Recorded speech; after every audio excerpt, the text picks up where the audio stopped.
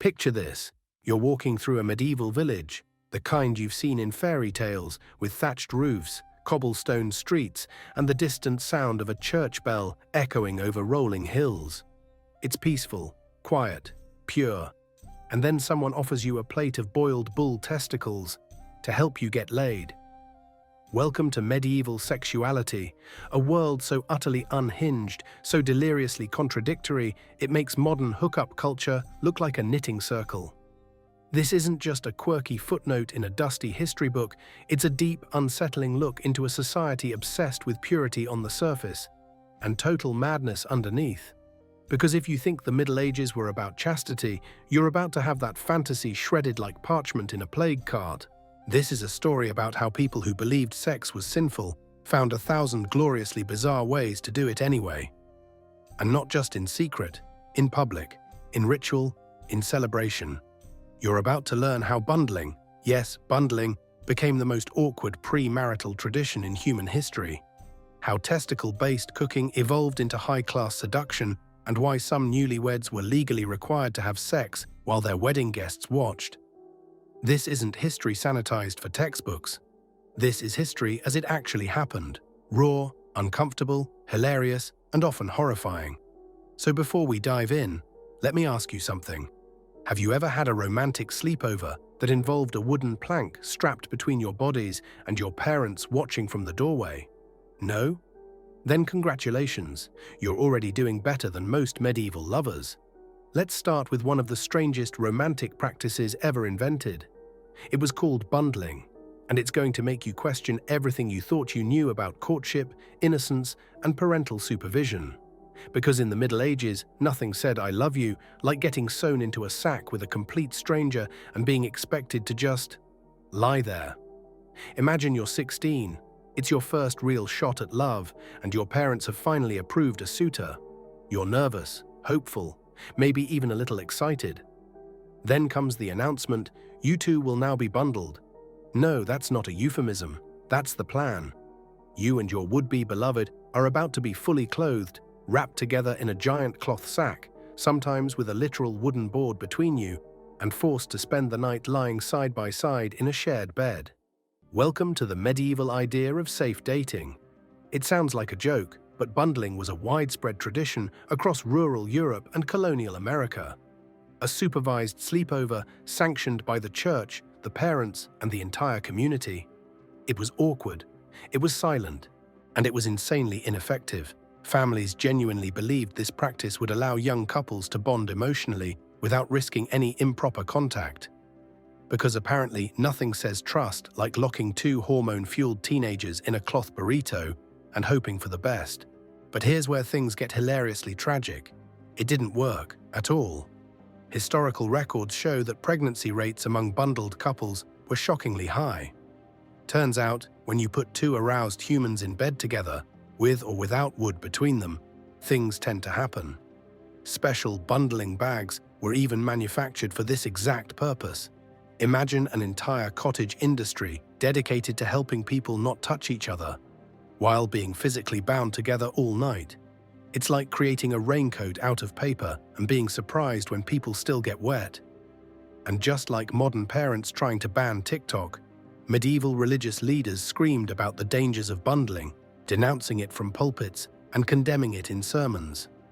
But rural communities refused to let go, because in a world with no dating apps, no privacy, and no real concept of teenage autonomy, bundling was weirdly progressive. It gave young people a chance to talk, flirt, and, let's be honest, find loopholes. And those loopholes?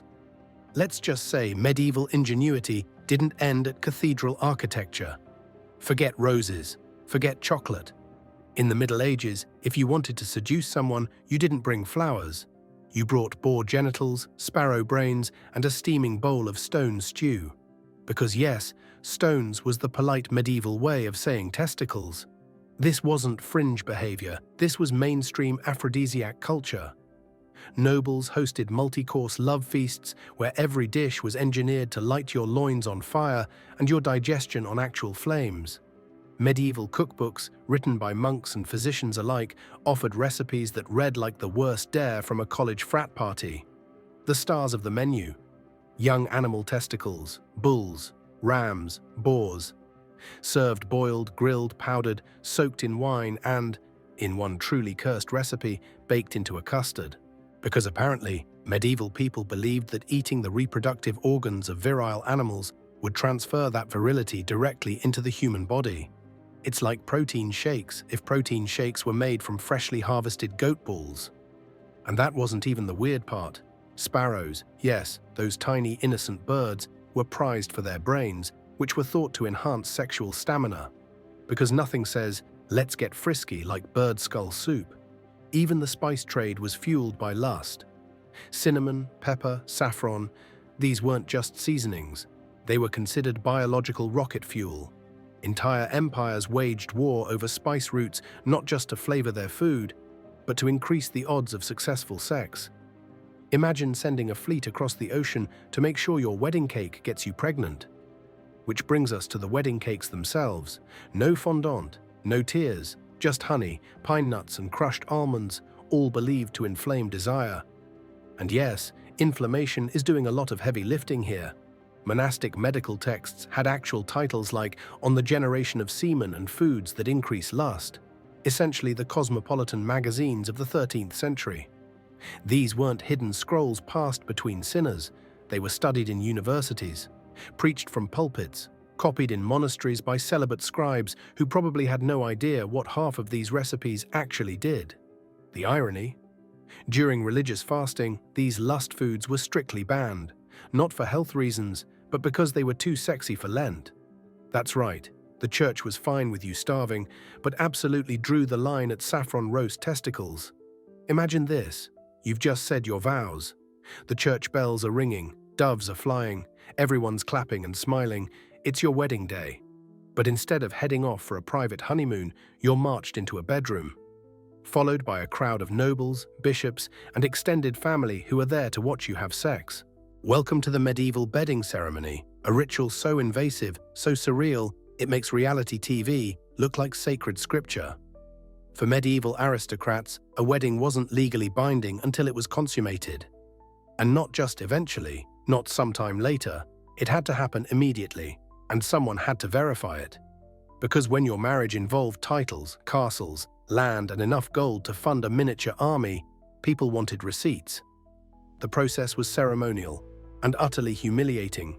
First, the couple would be escorted to the bridal chamber in full view of the guests. Then, gendered undressing squads would take over, male relatives for the groom, female relatives for the bride.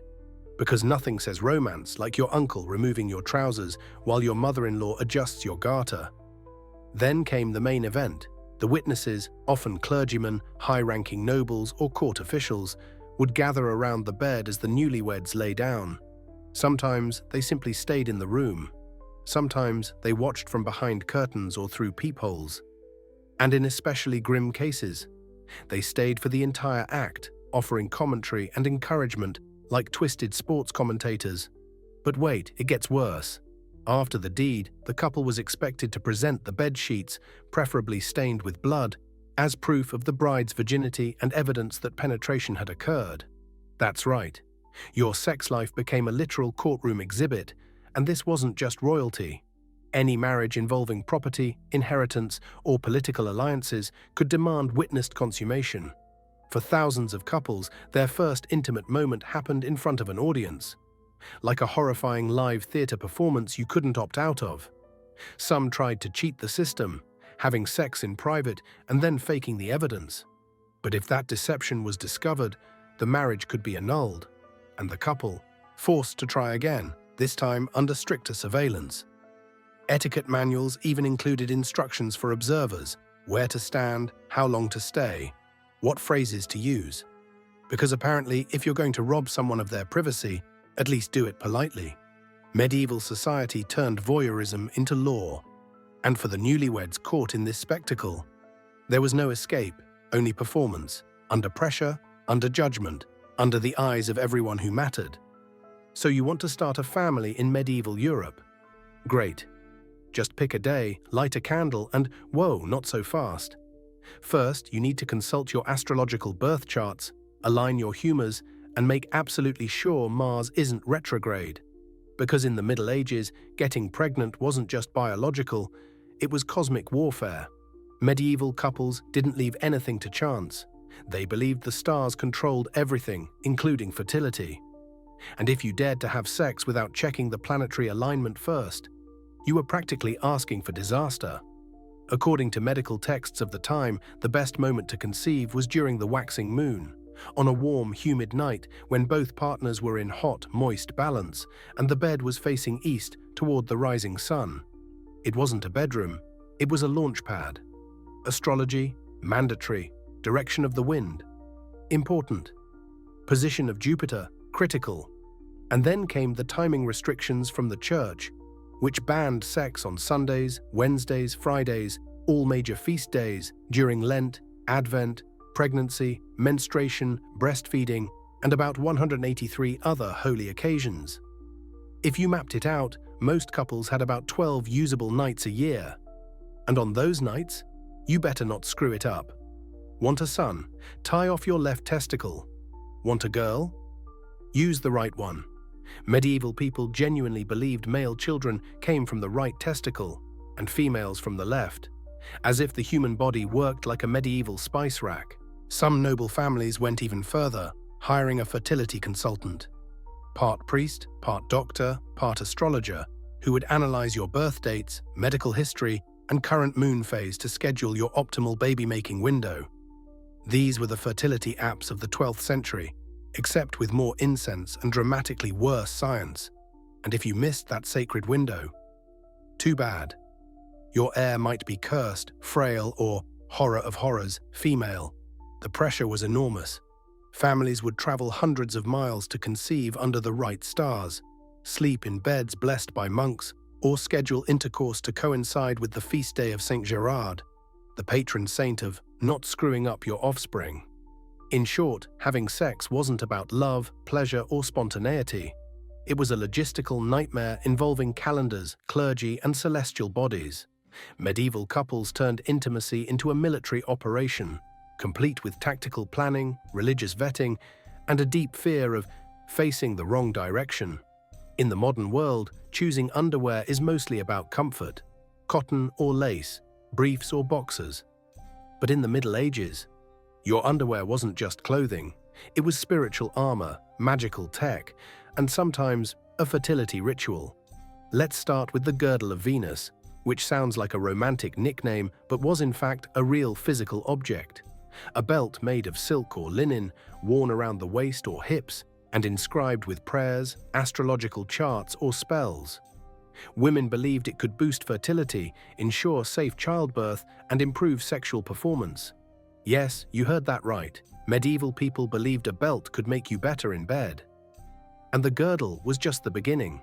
Medieval women wore amulets sewn into their undergarments filled with powdered gemstones, bits of bone, and even shavings of unicorn horn. Spoiler, it was narwhal.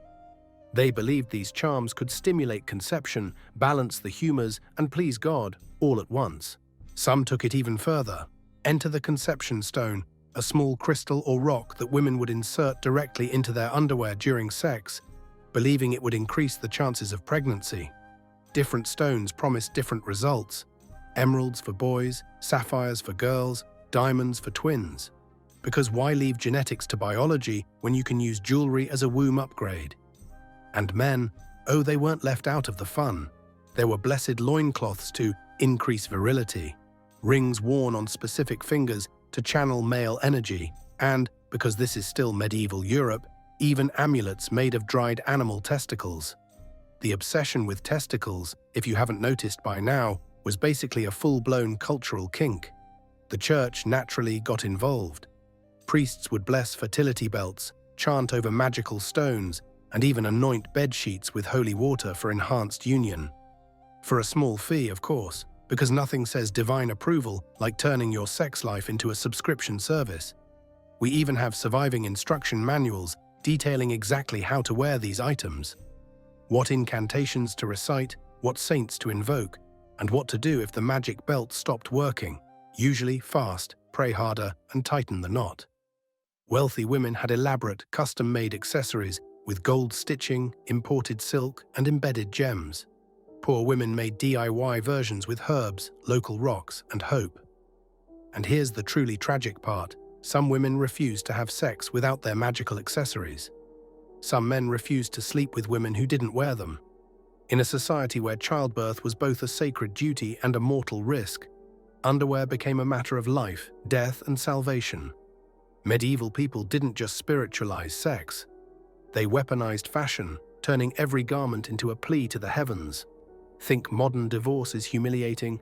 Try standing in a courtroom while a judge, two physicians, and a group of random onlookers watch you fail to get an erection, and then ask your wife to describe it in detail.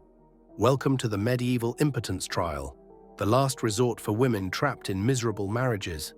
Since divorce was virtually impossible, claiming your husband couldn't perform in bed was one of the few legal escape hatches. But proving it, that required a nightmare parade of genital inspections, oath-bound interrogations, and sometimes a live demonstration. Yes, a supervised trial by Congress. That's what they actually called it. If the initial exams were inconclusive, the court could order the couple to have sex in a special room while officials watched through peepholes. If the man failed to perform, the marriage could be annulled. If he succeeded, the woman had to stay married. Congratulations, your bedroom is now a courtroom. Some men tried to cheat, smuggling in medieval Viagra, potions made from herbs, powdered bone, or ground-up animal parts. If caught, they were searched, interrogated, and sometimes forced to repeat the act without enhancements. These trials could drag on for months. In one case, a man was ordered to perform in front of witnesses 15 separate times. And while all this was happening, the church, the same institution declaring sex sinful and sacred, was running Europe's most organized network of brothels. Take 12th century London. In the borough of Southwark, over 1,000 prostitutes worked in licensed brothels owned by the Bishop of Winchester. That's right, a high-ranking church official rented property to sex workers, regulated their hours, taxed their income, and used the profits to build churches and fund religious festivals. The hypocrisy wasn't hidden. It was standard practice. Church leaders justified it by calling prostitution a necessary evil that prevented worse sins like rape or adultery. So they regulated it, profited from it, and kept it running for centuries. And if you thought the medieval sex paradox ended there, buckle up. Their birth control methods were a blend of desperation, superstition, and straight-up poison. Women wore weasel testicles in pouches around their necks, hoping the weasel's reputation for small litters would rub off. They drank potions made from beaver testicles, mercury, and sometimes scrap metal shavings. Some of them died trying to avoid pregnancy, which technically worked, but not in a great way. There was the sneezing method, where women would inhale pepper immediately after sex, hoping to expel the seed. Others inserted honey-soaked wool, crocodile dung, or half a lemon into themselves before intercourse. And medieval physicians believed women were most fertile during menstruation, the exact opposite of reality. So couples trying to avoid pregnancy were usually having sex at the most fertile time, armed with a lemon wedge and blind optimism. Withdrawal? That was discouraged. Medical texts warned that incomplete ejaculation could cause men to go blind, insane, or drop dead. In the end, medieval people created a world where couples were tied together in sacks to prevent touching. Churches ran brothels, sex was monitored by law, and underwear could be blessed like holy relics. They feared it, obsessed over it, tried to control it with belts, prayers, astrology, and animal parts. And through all that chaos, one thing became painfully clear. When people are desperate, they'll believe anything. And when systems become obsessed with purity, the result isn't virtue. It's madness in silk robes, swinging incense while prescribing boiled goat balls for passion. That's not just a footnote in history. That's the raw, terrifying, and deeply human truth of medieval sexuality.